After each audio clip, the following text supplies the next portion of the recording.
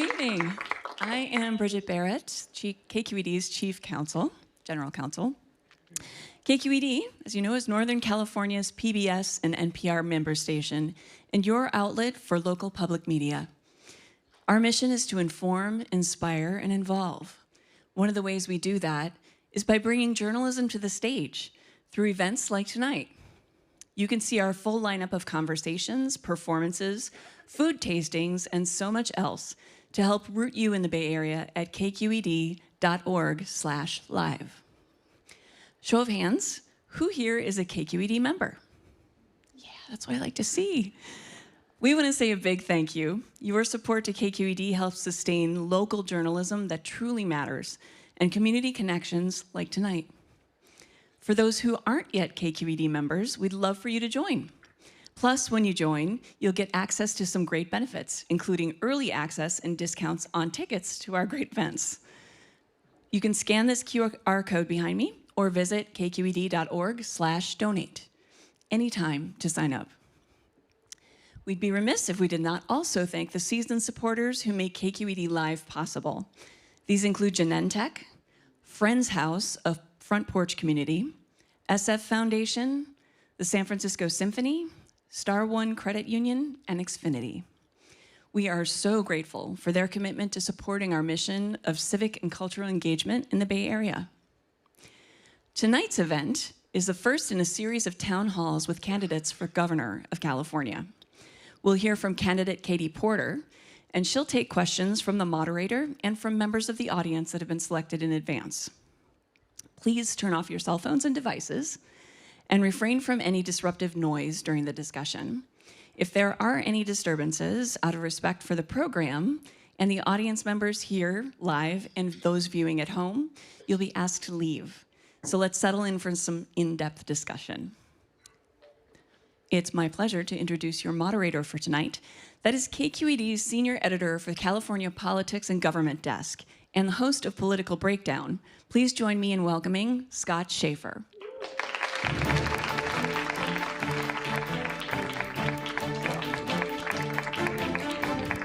Hello. Thank you, Bridget. Thank you all for being here tonight. And let me show of hands, who's gotten a ballot already? Yes, like everybody, right? It's officially election month in California, and that's why we're delighted to have with us tonight for our very first candidates town hall, somebody who quickly developed a national reputation and profile when she went to Congress. In 2018, Katie Porter flipped an Orange County congressional seat from red to blue. She describes herself as a single mom with a minivan who understands what ordinary Californians are going through, struggling to make ends meet. In congressional hearings, she used a whiteboard to grill CEOs of big pharma and others about how much they pay their workers, how much profit they make off of their medications. Now, she's vying to become California's next governor, and she's hoping to become California's first woman elected governor. Please welcome Katie Porter.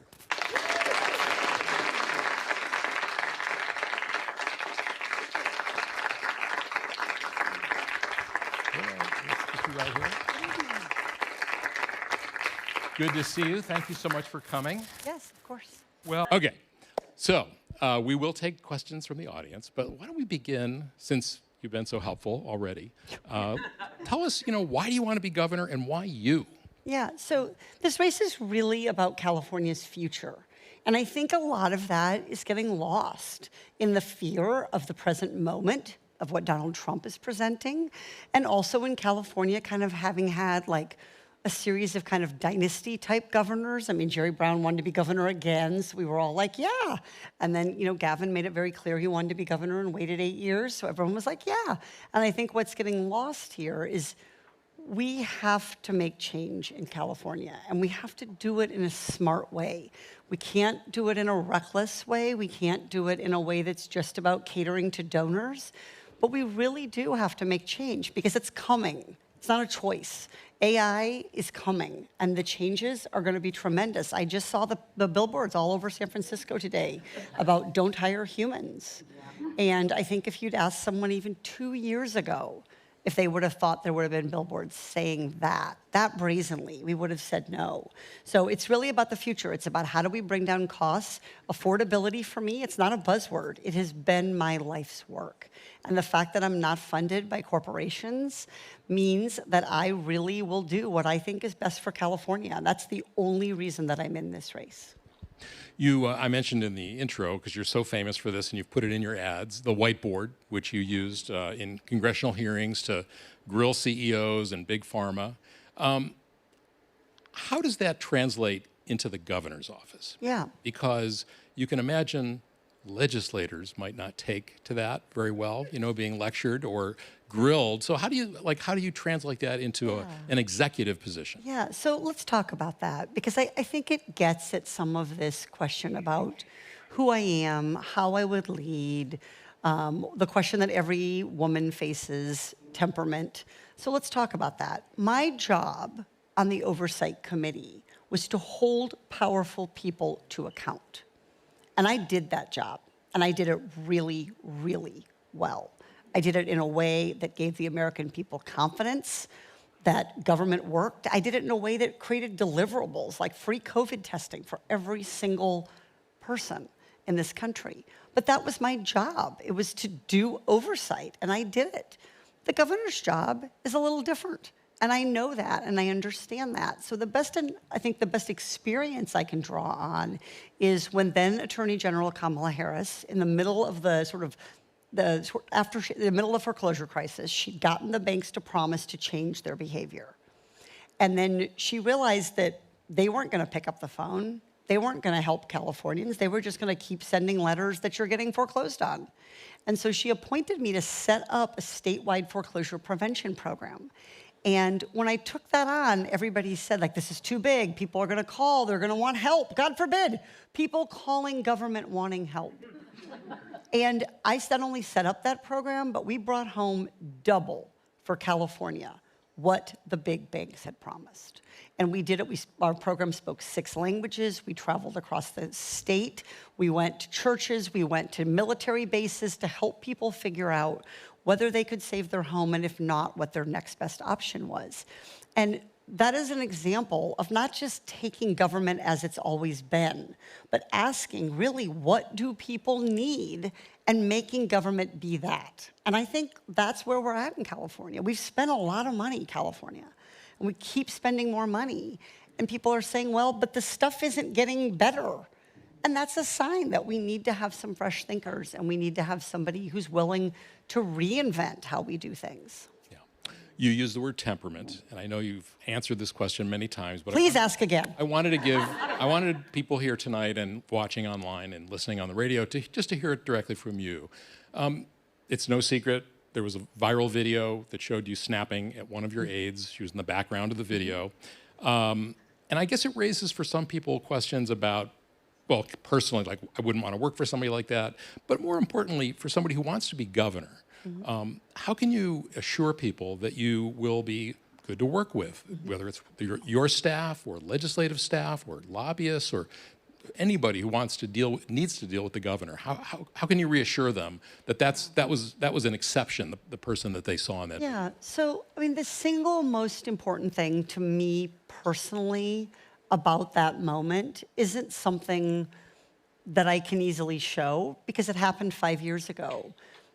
The moment, but the most important thing, which was what happened right afterwards, which is that I apologized to that staffer.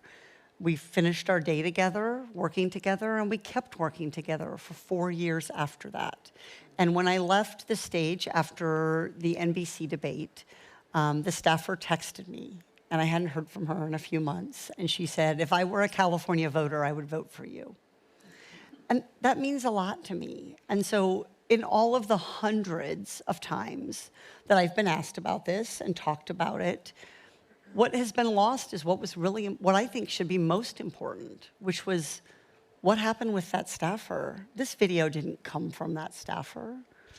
This video came from an opponent to make space for himself. And I think that aspect of it is what troubles me the most. And in fact, the staffer said to me, I don't want this attention. I don't like being the girl who walked into the video. And I know you don't like being the lady who yelled in the video. But we are all better than our worst moments. I give that grace to everybody I've ever worked with, every staffer who's made a mistake who kept working for me the next day. And I'm asking for some of that grace from others. But I don't think we should delude ourselves, Scott. There's not a candidate in this race who hasn't made mistakes. Some of them very long-term decisions that they now characterize as a mistake. There are People who aren't in the race anymore as well. There are people who are not in the race. The California establishment, including Sacramento, was very, very quick to hop on board that and unwilling to believe that Eric Swalwell could have been the kind of person with a bad temperament that led him to sexually assault people. And so I do think we have to kind of interrogate, why does this moment, which is real and for which I genuinely have taken responsibility then and now and have shown that I'm going to do better. And I think a good example of that is, the interview with Julie Watts. Like, she was on the debate stage with me on Wednesday night, whatever night that was. And I think a lot of the men struggled with Julie. And I think she was one of the moderators of that. And, she yeah, was one of kind the of hogging a moderators. lot of the time. And I think I did great with Julie. And so I actually did show people exactly what I said, which was that sometimes you have to do better than you did. And sometimes you have to be assertive. And sometimes you have to be assertive. And look, I think the other thing I'll say is that 30 of my staffers wrote a letter to the Washington Post recently about what it was like to work for me. And so that's what I'm going to carry with me in the remainder of this race and for the rest of my life is, when I made a mistake, what did I do? I took responsibility then. I made it right. I've made it right since then. I've apologized. And I compare that to candidates even today who are saying, well, how dare you even ask me that question? That's MAGA. That's MAGA talking points. Or, they asked Javier Becerra, for example, about the migrant children. And that was a very hard situation. I have empathy for how hard government service is, but his response was to say that asking that question was playing into a hoax. And to me, that raises questions of temperament and leadership that I think are really genuine. All right, let's take some audience questions. And Josh Fernandez is our first questioner. And there you go. Go for it. Hi, Josh. Josh Fernandez, proud San Franciscan, parent, and small business owner. My question is, what is your plan to help California small businesses grow and thrive as the cost of goods and living continue to grow? Yep. So 2 things I would flag. Josh, one is that we have to work at the government level to bring down expenses. Because what we've done so far is we've said, okay, wages need to be higher, wages need to be higher, wages need to be higher. And why? Because people can't afford to make ends meet. You feel that, and your employees feel that. But then those costs get passed back along to us, and everything gets more expensive. And then guess what we need to do? We need to raise wages again. So what I want to do is say government policy is contributing to a lot of these costs. Government decisions about housing. I'll give you the easiest example. We build in California 2 years slower than Colorado, a state with good environmental protections and good worker protections. And the result is that housing here costs 10 to 20% more just because of the time that it takes, the delay. So then what happens? Housing costs more, so we ask businesses to pay more. But then people need more because the goods cost more, and around we go. So really recognizing that, yeah, I am the first one to take aim at big corporations that are cheating people, whether that's pharma and its price gouging, where I passed legislation and whiteboarded a couple of folks. But it's also like government needs to own some of these policies. The second thing is rethinking taxes. We're in a moment today where we've allowed, as Democrats, Republicans to own tax policy. Nonsense. We can't solve problems unless we have good tax policy. And so one of the things I want to do is, right now, when you make $1 of profit, you pay 8.84%. If that's the only buck he makes all year, he pays 8.84%.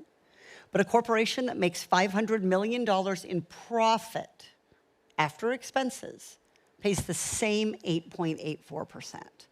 So that's not a progressive tax, and we're a progressive state, and we expect individual families, if you get a bonus, if you make a little more, you might trip up into the next tax bracket. So what I would do is have those most profitable corporations go from 8.84 to 9.5, 9.75, so that I could knock your taxes down as a small business, especially in your lean years, to 4%, to 5%. And I think that would make a real difference for you. I want to ask you about a particular kind of small business, which is cannabis stores. They have been complaining that it's very hard to make a profit.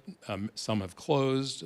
There's a crushing tax burden on them. There have been some bills in the legislature to make it easier for them to sell other things so they can not have entertainment or sell muffins or whatever. Do you have any thoughts about that? Or as a mom of three, maybe you don't want them to thrive? No, I mean, California has made the decision to legalize cannabis. That was a decision that was put to the voters of California. I'm a mom. I know where my kids are and what they're up to, and I'm sure sometimes it's mischief, and that's okay. So I think the problem here is that the state looked at cannabis when we made the decision to legalize it, and they said, oh, goody, revenue. And then they put a tax on it that really made it impossible for cannabis legal, regulated, honest cannabis businesses to operate at a profit. It's the same problem we just went over with small business. And so what's happened is the black market and unlawful cannabis market is thriving, and our small businesses and medium-sized businesses and startups here in California in the cannabis industry are struggling. So I think this is more of the same. It's an endless search for revenue without a willingness to see how do those taxes then cycle back into the economy. And here, the really high taxes on cannabis businesses have cycled back into the economy to cause those businesses to close and illegal cannabis to still thrive. All right, we're going to take another audience question from Margarita Mendez. Thank you so much. Good evening, Ms. Porter. My name is Margarita Mendez, and I'm a public school teacher. I teach middle school Spanish, and I've been teaching for 33 years. Public schools are facing a crisis finding qualified teachers to work in our schools. Teachers can't afford to live in the communities they teach, and healthcare costs are out of control.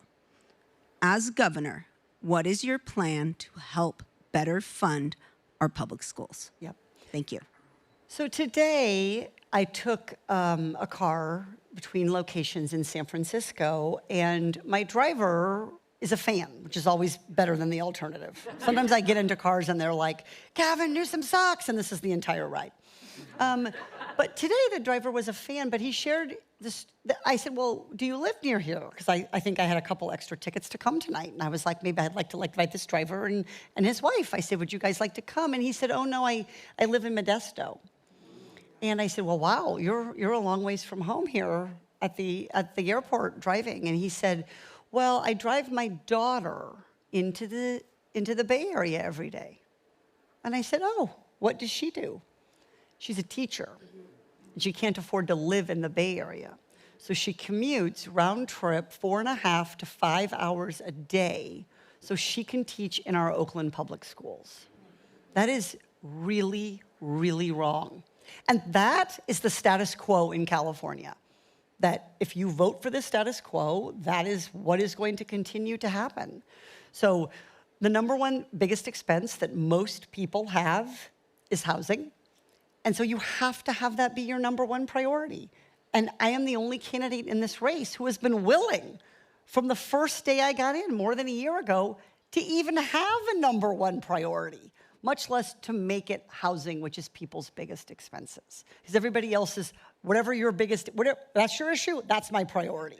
That's your thing, that's my priority. Housing has to be the biggest priority. I spent my career studying families in bankruptcy, and it's the house.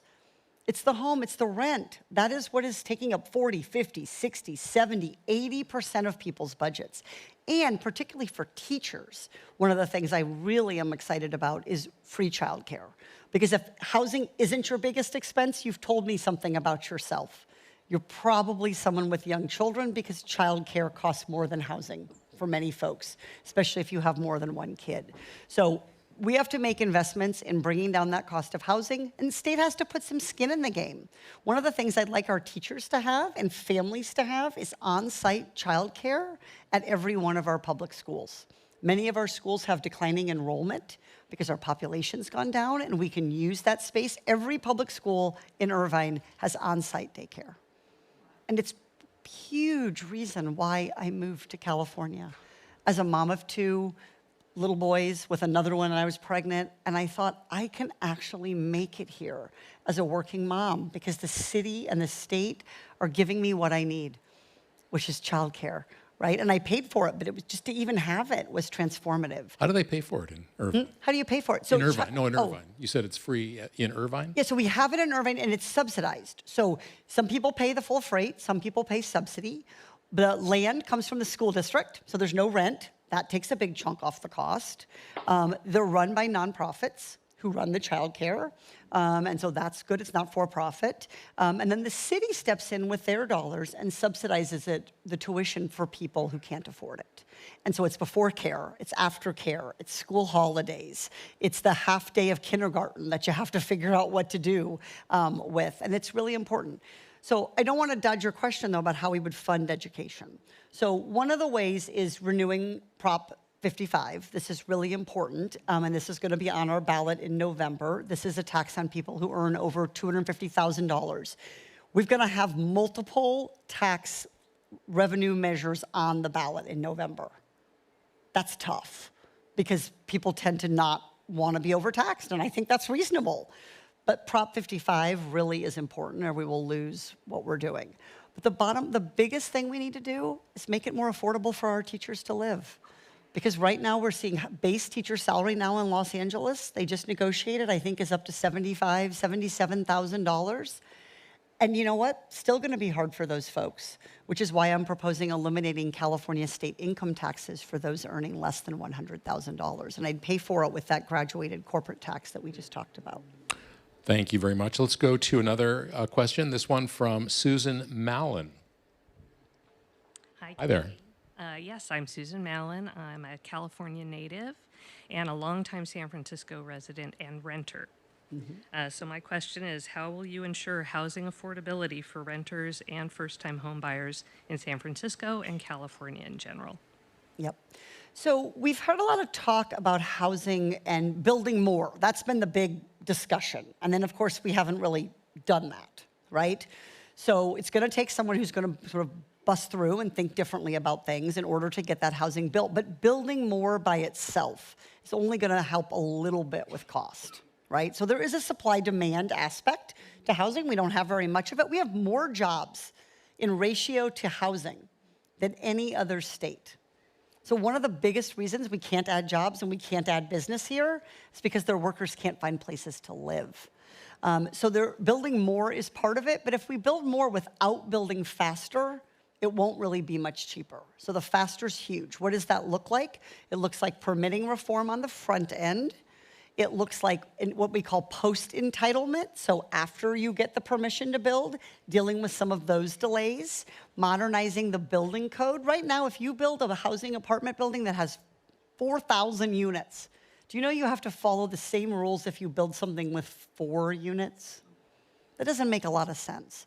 The other thing I would say is innovating in how we build. Housing is one of the only things today we still build, still design, still do everything kind of the same way we did 100 years ago.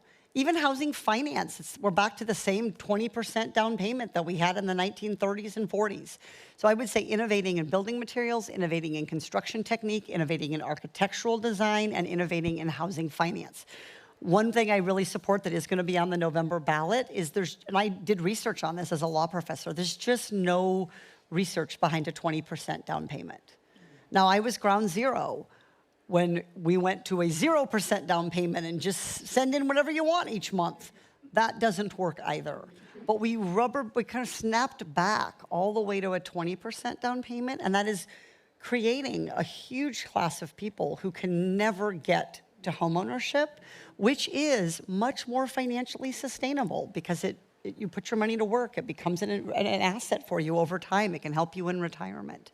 So there's no one answer on housing, but I will say that I think I have been very, very clear and consistent. This is my #1 priority, and have rolled out a number of solutions that will work. But speeding it up has got to be part of the answer. Do you support expanding rent control at all? So I don't, and I want to tell you why. Because the research on rent control, and we have now 30, 40, 50 years of good research, not just in California, but also in other parts of the country. And we have it at the city level in some cities, so we can do really good experiments, and we can look at what happened before a city enacted rent control and what happened after. The problem with rent control is if you have a rent-controlled unit, it works really, really well for you. Now you're stuck there. Decide to have a couple kids, better get bunk beds because you can't leave it, right? But it really works for those people who get it. The problem is it slows down the cost of building more housing, and you end up in a big shortage. So there's a direct correlate between rent control and not having enough supply of housing and not having enough of the right kind of housing. So I did really support what California passed I think a year or two ago, which is a cap on how fast they can raise your rent. We were seeing price gouging by landlords, and I will absolutely fight that tooth and nail. So now they're capped as to how much they can raise your rent from year to year. That's really important. We may need to even lower that cap a little bit so that people are not experiencing rent going up 20% in a year. But I also think we have to think about different kinds of leases. So you've been a renter a long time. I bet your lease is 1 year long, am I correct? Well, it's month to month. Now it's month to month, but a lot of people don't want to have to worry that at the end of the year it goes away. So college students, why can't they get 4-year leases? Because they're going to need to rent for 4 years, many of them, off campus in our universities. Seniors who are on fixed incomes need leases that have fixed prices. And there are ways to do that with the government backstopping those longer-term leases that don't create some of the supply problems. So I said this to a progressive group, like the problem with rent control is only one thing, that it doesn't work to solve the housing market. But that is a really big problem. And so one of the things that's happened in California is we're frozen in this tension between people who say things like, just let rich people build and the little gold will fall on the ground and we can also make, that's nuts, that doesn't work. You can't just turn developers loose and hope for the best. But you also can't double down on something that we have 50 years of evidence doesn't work. And we're not coming up with all of the solutions because we're in this loggerhead between rent control and no rent control. And the truth is, it's this direction, rather than continuing to have that same fight over and over and over again. Great, thanks for that question. Let's get another one now from Akil Kankor. Well, thank you, Ms. Porter. So, Iranian war has begun on February 28th. And the bad news is this is for everyone, including the gas prices going higher. It is not so good for everyone, including not for those who are worth it, or we will lose money for them. So I have a question for you, Ms. Porter. So, how will you work to lower gas prices during the Iranian war? Yep. So, unfortunately, the governor does not have a wand that they can wave and make Donald Trump go away. If only. I feel like Gavin would have waved it around several times. I think he did wave it, actually. Yeah, he did. It just didn't work, but he tried. And so there's no magic way to end this war, although I think we should end it, and I think it is unlawful and unauthorized that this Congress has not approved this action. So we've seen a presidential incursion once again into what should be a congressional legislative power. But in the meantime, your point is exactly right. What do we do with the consequences of this? So one of the things we've thought about sometimes in the past is providing short-term tax relief. Tax credits are always kind of complicated to give people, but there are ways that you can design tax relief to help people who have a lot of gas expenses. The problem is it comes later, and you've got to fill that tank today. So we have to make sure that we're not seeing any price gouging, that what we're seeing at the pump is not being artificially inflated, that nobody's taking advantage of this war to hike up prices. But the long-term struggle for our gas prices, why California gas costs more, are two things. One, taxes are higher here, and I opposed the gas tax increase in 2018. Some of you might not know that because every other Democrat just said sure. And I said no, because gas taxes hurt those who are low income the most. They're really regressive. They hurt people who have long commutes, and those are by and large people who are low income, people who have older cars with worse mileage. So we do have to, I think, stop imposing gas taxes as a way of funding our infrastructure. Infrastructure benefits all of us, and we should fund it out of the general fund. And the other thing is just thinking about the other reason California gas prices cost a lot is because we have our own special fuel blend. And by the way, that's why we've made so much progress on smog and air pollution and respiratory disease. And that's not something that we should be giving up or going backwards on, because what we cannot afford is to go back to the air pollution that was killing Californians, that was causing respiratory disease. So in the short term, there's a lot of bumps and pains here. It means that the governor has to be willing to use the other levers they can to help bring down costs. I want to try to keep us on time here, and this is a complicated question, but the governor has held a couple of special sessions of the legislature, including one to deal with price spikes and shortages, and they created, the legislature and the governor, something called the Division of Petroleum Market Oversight, which was supposed to deal with these price spikes. And as someone who knows a thing or two about oversight, I think that might be your license plate. Yeah. Is it accomplished anything? So I think they've done some looking. And I mean, here's the real problem. Because I wrote a letter, for example, when I was in Congress. I wrote a letter on oversight. I looked on energy prices in California. I asked them to do an investigation. They didn't find anything. I did a lot of research on this. I was going to do a big staff report on gas prices. And what we concluded is we couldn't really find anything. Here's the problem.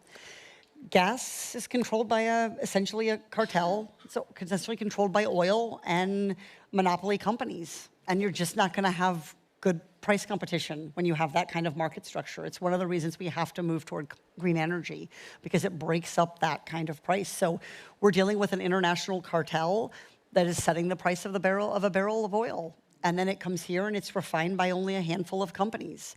And then there's only a handful of, right? And then we just kind of stuck in that. So I don't think that there's necessarily as nefarious of an oversight explanation. I think this made people feel like, see, I created a government department.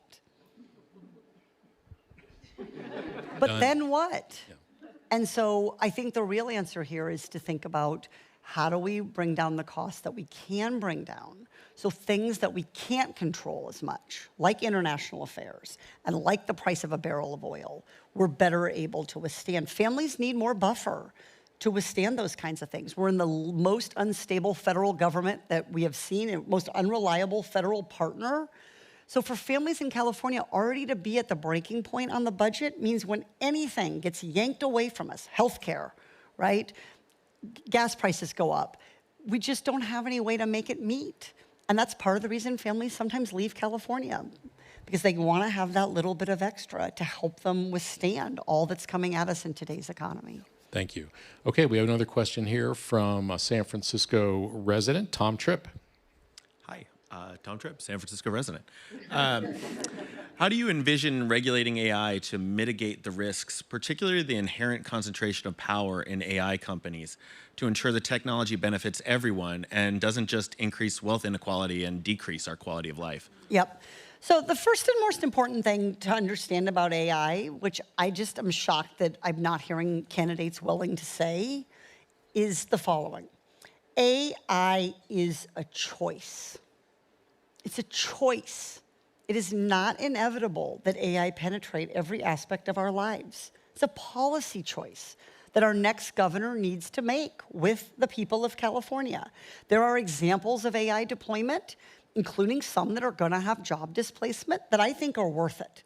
Because AI is going to be much better, for example, at reading and detecting certain kinds of tumors than the human eye can be. And we're going to save lives because of it. There are other deployments of AI that I just don't want. I don't want to watch AI robots perform on a stage. I want humans to do it. I don't want AI to pray with me. I want that to be a faith leader. I don't want AI to teach kindergarten to my kids. And so we really have to approach it all from this decision point. And technology companies have worked really hard to convince us all, including our government leaders, particularly here in California, that if they can do it technologically, it must occur. And that is not right.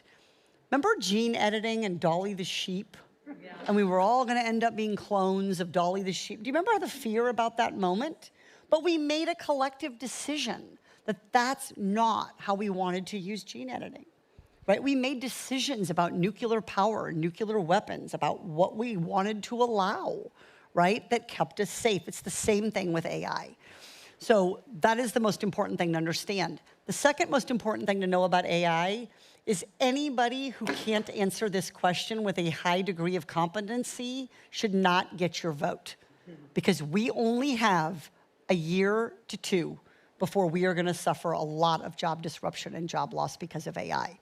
So when people say, like, I have 50 years of experience, great. Not with AI, you don't, right? You think asking Claude is like I'm calling my uncle, right? We need to really be moving quickly on this. We have already, on the job piece, waited too long, in my opinion. So when I talk to labor unions about this, they're very worried about job displacement. What they often want is a pause. Let's stop the AI for 3 years, for 5 years, for 7 years. How do you do that, though? It's like free market. Yeah, well, you can ban certain things. So like self-driving cars, we've made choices about having and not having self-driving cars, and some jurisdictions have said yes and some have said no. We could have rules about big rig semis and whether we want the school buses. Does anybody want an AI-driven school bus? Right? We should think about these questions. So we can make choices about that. The problem right now is when you ask people, well, what happens at the end of the ban? At the end of 3 years, then what? They don't have an answer. So I actually felt really, and I cannot believe I'm saying this, but hey, we're like, ballots are in your hands. I'm just going to be stone cold honest with you people.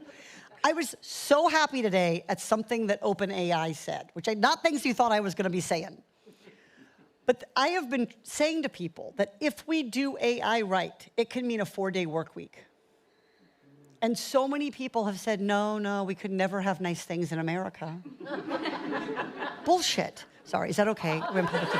You can have nice things in America, but you have to aim at them. You have to decide you want them.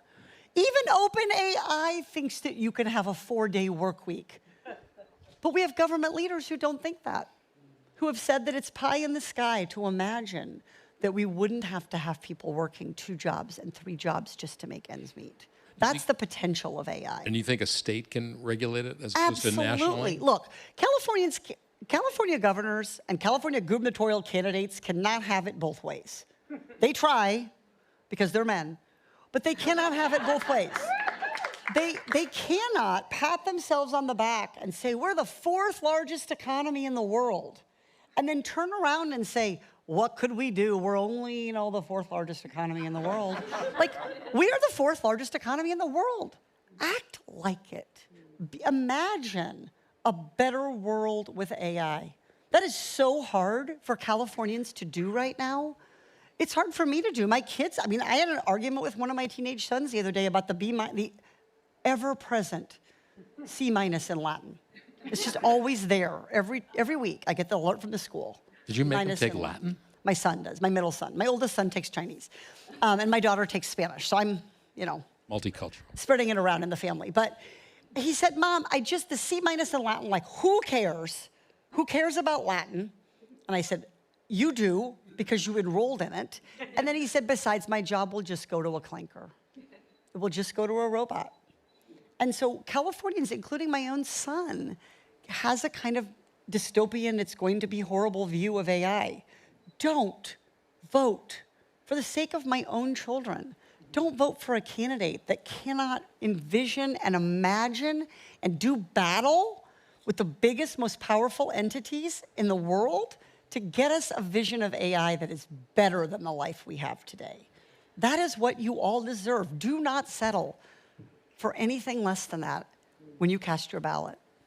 Okay, we have another question here from somebody who I believe works at the University of California. As do I. That's right, UC Irvine. Thank you. My name is Ishan. I'm a scientist at the University of California working for them. My question is, California is at the forefront of climate impacts. I'm thinking intensifying wildfires, droughts, coastal and inland flooding, and more. So as a future fourth largest economy in the world, what would be your vision for tackling climate change, both the costs and the impacts, especially at a time when the federal government is really retreating on this front? Yeah. Thank you. So we cannot afford to go backwards on climate. That's the real truth. Right now, there are a lot of people, a lot of big oil companies, a lot of vested interests, politicians who take money from big oil, who want you to believe that it's a trade-off between your being able to put food on the table and take care of your family and being able to breathe clean air. But let me be really clear with you. Polluted water, dirty air, those things are very, very expensive. Wildfires are devastatingly expensive. Sea level rise, the extinguishing of species, like this is what we cannot afford. So California has to stay the course. We are a world leader on climate change. We need to stay that course. Now, we do not have a good partner in the federal government. So we're gonna have to do some things differently and in a different order, maybe, because some of the things we can do more ourselves, some of the things we need a little bit more federal partnership for, but we cannot stop. We just have to keep going. We have made so much progress. And we have seen over and over again, if California doesn't lead on this, we will not see other countries and other states step up and do it. So I think there's no choice here. What we cannot afford is to go backwards. And we are seeing some real willingness among the Democratic Party to go backwards on climate. And I think it's a huge mistake. China is investing so much more in green energy than we are, and they are not doing it because like they love panda bears and we don't like bald eagle. Like what? No, they're doing it because they know the economy that's gonna have the manufacturing jobs of the future, the ability to grow food in the future, the ability to have enough water to support its population in the future is going to be the economy that addresses climate change and its consequences. Quick question. California has generated more than $30 billion through its cap and trade program, now Cap and Invest. Governor Newsom has chosen to spend a lot of that on high-speed rail and also CAL FIRE operating costs. Would you use that money differently? So CAL FIRE operating costs are a good investment, and we have to hold the utility companies to continue doing all of the wildfire mitigation work that they put off for years and years. Now they are doing it now, and we are all paying for it in our rates, which is very painful. But we don't want them to stop doing that. That is important to reduce that risk of wildfire. CAL FIRE, we need a year-round wildfire fighting force, and so we have had to make investments in that. That piece, I think, has been worth it, and I think the alternative is catastrophically expensive. High-speed rail is one of the most frustrating topics in the entire world, not just in California politics, in the entire world, because high-speed rail represents this future that we all decided we wanted. We came together and we voted and we decided we want this thing. And then we don't have it. And we don't have it and we don't have it. And that failure to imagine that government can go do stuff is really, really dangerous. And so it's affecting our willingness to go do things on climate change. It's affecting our ability to imagine a better, different educational system. Well, but we didn't do high-speed rail. We didn't get high-speed rail done yet. So your next governor is gonna have to take a hard look at this, and here are the choices, Scott. You either figure out a way to do it much faster, or you pull the plug. Taking 50 years to build a little chunk of it isn't it.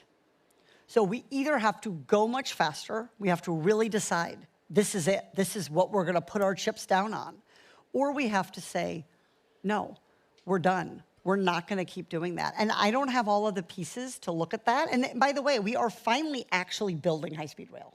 I mean, visibly building it. You can actually go see track. And even a couple years ago, there was nothing to go see. So we are making progress, but we gotta figure out, like, are we gonna go from Fresno South? Are we gonna go from Fresno North? We can't just keep inching this out. Yeah. Just quickly, would you continue using the cap and trade money, cap and invest money? So there's controversy about that. One of the problems we're facing is that a lot of the strategies that are taking carbon out right now, like transit, are really, really underfunded and need more resources, including investments in microtransit. So I don't have a magic wand to think about that. We're stretching that cap and invest money and putting it into a lot of different places. But I will say that I do think that transit that is up and running and moving people now, and quick and locally deployable local transit and microtransit is probably dollar for dollar gonna give California taxpayers more payoff for reducing pollution and better quality of life a lot faster than the transformational potential of high-speed rail. But the truth is, we can't afford it because we took so long. Because every year, the cost of doing it goes up. Okay, we've got another question now from Juliet. I can really relax because you've asked about the worst possible topic. Because it's just, as a taxpayer, it's just so frustrating. Like, people don't want to build high-speed rail, they want to ride high-speed rail. But nobody wants And to be yet the governor who pulled the plug. We can't. That's right. Especially men. That's right. I mean, look, there's a lot of ego built into this rail, right? I mean, we've seen this before. Thank you. Thank you, Ms. Porter.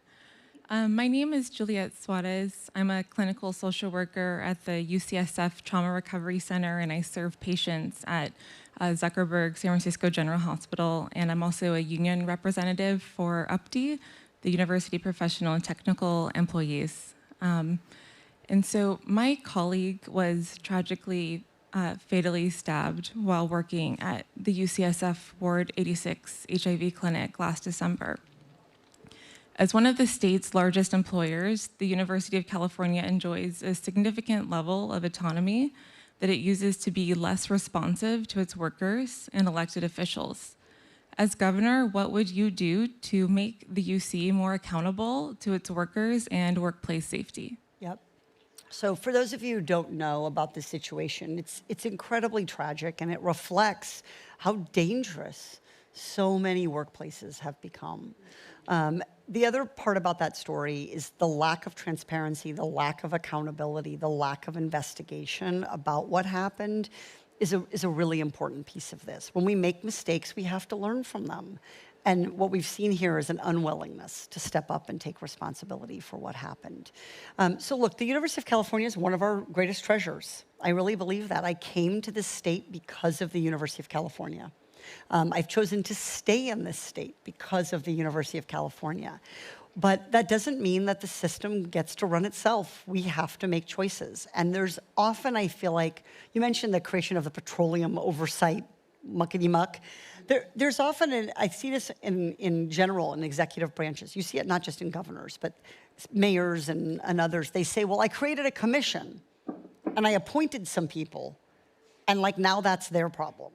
As if you didn't pick all the people on the commission. So the governor picks a lot of the regents.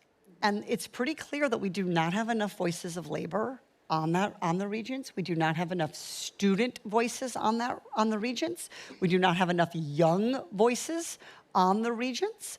And it's become kind of a place that you put some of your donor buddies. And I will take a different approach to this.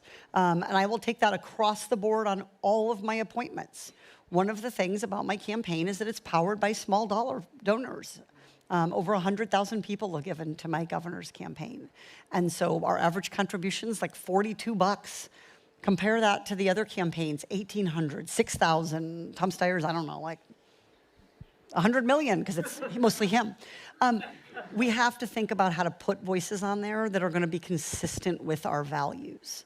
And too often, they're voices that are just about kind of, this is like a nice thing to give people. It's like, oh, you're retiring? Have a certificate suitable for framing in a position on the regents. We can't do that.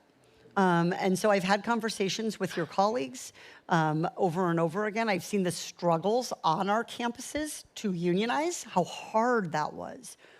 You want to see someone who worked hard, to really struggled to get recognized? Forget other corporations. The university resisted that.